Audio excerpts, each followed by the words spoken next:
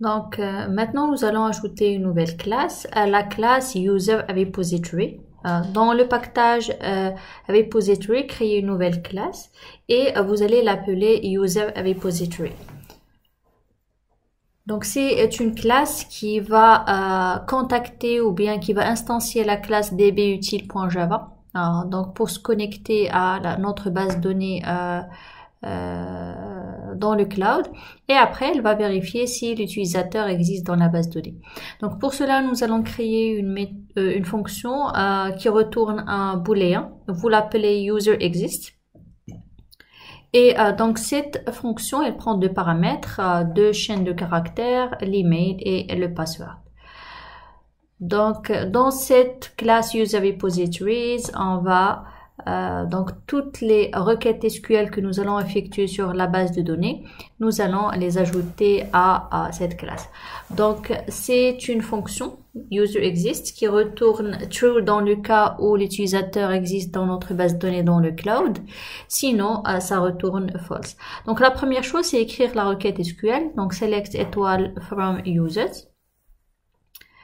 Bien sûr avec deux conditions, where log email égale et on met point d'interrogation, et le password and password égale et aussi point d'interrogation.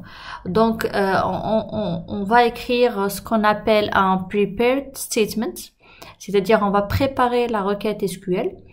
Pour cela on va tout d'abord se connecter à notre base de données, donc on va importer java.sql.connection, et bien sûr dans ce cas on va juste appeler notre classe que nous avons créée, dbutile.java, et on appelle plus spécifiquement la méthode getConnection.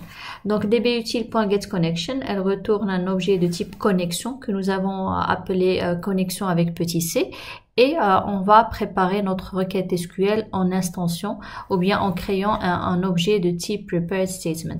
Donc le prepared statement nous permet de préparer une requête SQL et en se basant sur la connexion précédemment créée, donc connection.preparedStatement, et on lui passe entre parenthèses ou bien en argument la requête SQL exécutée.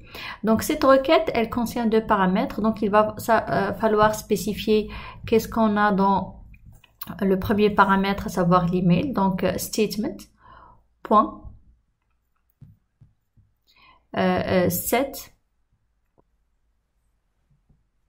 Donc ici je vais juste corriger une faute de frappe. Donc statement point set string, c'est-à-dire dans le premier argument on va mettre l'email, c'est-à-dire on va remplacer le premier point d'interrogation par l'email, et le deuxième point d'interrogation dans la requête que nous avons créée sur la ligne 14 par le password. Donc nous avons préparé notre requête SQL grâce à ce qu'on appelle le prepared statement, et après on va venir pour exécuter cette requête. Bien sûr, il va falloir ajouter les exceptions dans le cas où on n'arrive pas à se connecter à la base de données, ou encore si on n'arrive pas à exécuter la requête SQL. Bien sûr, par la suite, vous allez exécuter cette requête que vous avez préparée.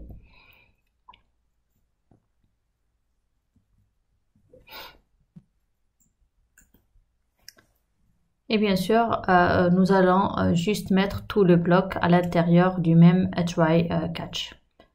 On aura un seul try catch pour gérer toutes les exceptions. Après, vous allez exécuter cette requête grâce à la méthode executeQuery. Donc, et on va mettre le résultat dans le result set. Donc on va créer un objet result set de type result set, donc qui appartient à la bibliothèque java.sql.resultSet, et on exécute notre statement, donc statement.executeQuery. Donc ça permet d'exécuter la requête SQL en utilisant la connexion que nous avons créée avec la base de données dans la classe DBUtil. Donc de cette façon, on a séparé toute la partie accès à la base de données des requêtes SQL qu'on réalise sur cette base de données.